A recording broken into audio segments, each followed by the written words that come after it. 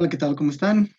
Aquí nuevamente involucrándonos en el camino de las matemáticas en este módulo 15 que estamos cursando. En el caso de hoy, vamos a analizar las funciones trigonométricas. De alguna manera, estamos, pues, como ustedes lo pueden ver, un poco desconectados porque no hemos tenido, digamos, la oportunidad de tener así encuentros virtuales reales. Entonces, comparto con ustedes el tema, las funciones trigonométricas.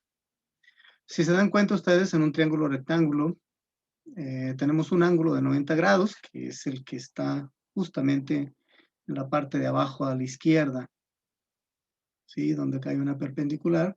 Y la suma de los otros dos ángulos tiene que sumar otros 90 grados para que se completen 180 grados internos en un triángulo. La apertura de los ángulos diferentes a 90 grados va a determinar la distancia de los lados del triángulo. O sea, la base va a ser determinada por la apertura del ángulo más cerrado, ¿sí? Y la altura, pues también va a ser determinada por el ángulo más abierto, diferente a de 90 grados, y la parte más larga, pues también. O sea, en la medida que se abren los ángulos, se alargan los lados.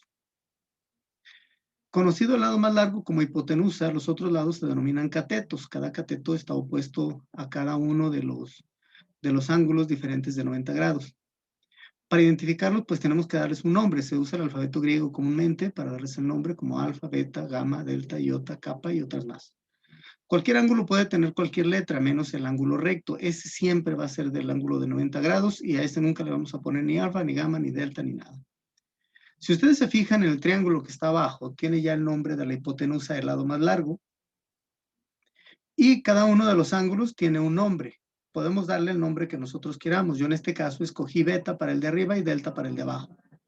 Entonces, el cateto opuesto a delta es este que tienen ustedes al lado contrario del ángulo delta, y es al mismo tiempo adyacente a beta. ¿Por qué? Porque está pegado. Adyacente quiere decir que está pegado a beta. Por lo tanto, la base del triángulo va a ser el cateto opuesto a beta, ¿sí? O a la letra B que aparece ahí, pero es adyacente también a D o a delta, en este caso. O sea, ambos son opuestos a un ángulo y adyacentes a otro, ¿sí? Opuestos al contrario y adyacente al que tiene más cerca, ¿sí? Vamos a escoger uno de los dos ángulos para identificar las funciones trigonométricas y vamos a escoger delta. Quitamos todo lo referente a beta. Por lo tanto, nos quedamos con el cateto opuesto a delta, la hipotenusa, y el cateto adyacente a delta. Es con lo que nos quedamos. Entonces, como dijimos anteriormente, la longitud de los lados depende de la apertura del ángulo y viceversa. Si lo vemos de esta manera, las funciones trigonométricas nos ayudan a encontrar esos valores y esas funciones trigonométricas son seno, coseno, tangente, cotangente, secante y cosecante. La apertura de cada ángulo se determina por las siguientes funciones. El seno es igual al cateto opuesto al ángulo del que estamos hablando entre lo que vale la hipotenusa. Ahí vamos a encontrar nosotros el valor del ángulo, cuánto mide en grados o en radianes. El coseno va a ser igual al cateto opuesto entre el cateto adyacente, dependiendo lo que mida. Y lo que me resulte, voy a sacar con una función en una calculadora científica o en una tabla de valores, voy a encontrar cuánto mide ese ángulo de acuerdo al resultado que me dé de dividir cateto opuesto entre cateto adyacente. Ya lo vimos o ya lo deben de haber visto al ver álgebra en funciones trigonométricas, geometría con las funciones trigonométricas. La tangente es igual al cateto opuesto entre el cateto adyacente, la cotangente es igual al cateto adyacente sobre el cateto opuesto, la secante es igual a la hipotenusa entre el cateto adyacente y la cosecante hipotenusa entre el cateto opuesto. Vale mencionar que para encontrar los valores de los ángulos se utilizan con mayor frecuencia el seno, el coseno y la tangente. Son los tres que vamos a utilizar más. Teniendo nuestro triángulo rectángulo como cateto opuesto a delta y cateto adyacente a delta y la hipotenusa, se define seno de x como la función seno de x. Para ver la función en un plano cartesiano usamos los radianes, ya que ellos en trigonometría se refieren a longitud y apertura de ángulos. Si empezamos a contar desde 0 hasta 2pi, se completa un ciclo o periodo o círculo. Después de ahí se vuelve a repetir y se cuenta comenzando por 0, ¿sí? Un cuarto de pi, o sea, pi entre 4, pi entre 2, luego 3 por pi entre 4, luego el puro valor de pi, que viene siendo 3.1416, y luego 5 por pi entre 4, 3 por pi entre 2, 7 por pi entre 4 y 2 veces pi. 2 por 1.1416. Si asignamos esos valores a y en seno de x, en una tabulación a x obtenemos los pares ordenados y usando la calculadora vamos a tener nosotros, ¿sí? Que cuando x vale 0, y va a valer 0 también. Cuando x vale pi sobre 4, y vale 0.71. Cuando x vale pi entre 2, y vale 1. Cuando x vale 3 por pi entre 4, y vale 0.71. Cuando x vale pi, y va a valer 0. Cuando x vale 5 pi entre 4, y va a valer menos 0.71.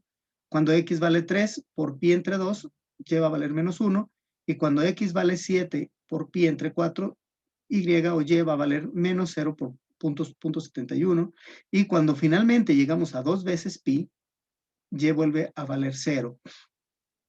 Si se fijan, cuando y vale 0, en los casos cuando y vale 0, nos encontramos con el punto en donde el círculo se completa finalmente.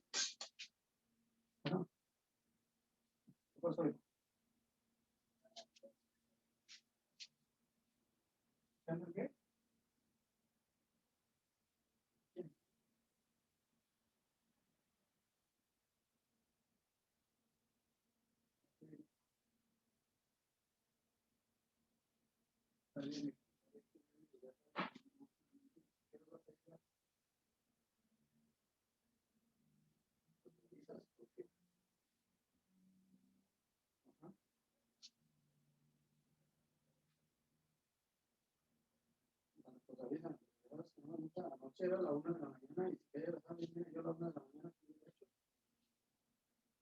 Avísame a dónde vas. Me voy a cerrar y me mando a contestar.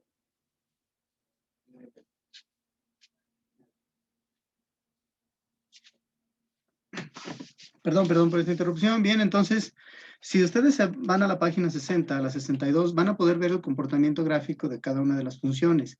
Es importante darse cuenta cuál es el comportamiento, que a fin de cuentas en el examen se van a encontrar nada más con el comportamiento y pues difícilmente los van a poner a calcular alguna cosa, ¿no?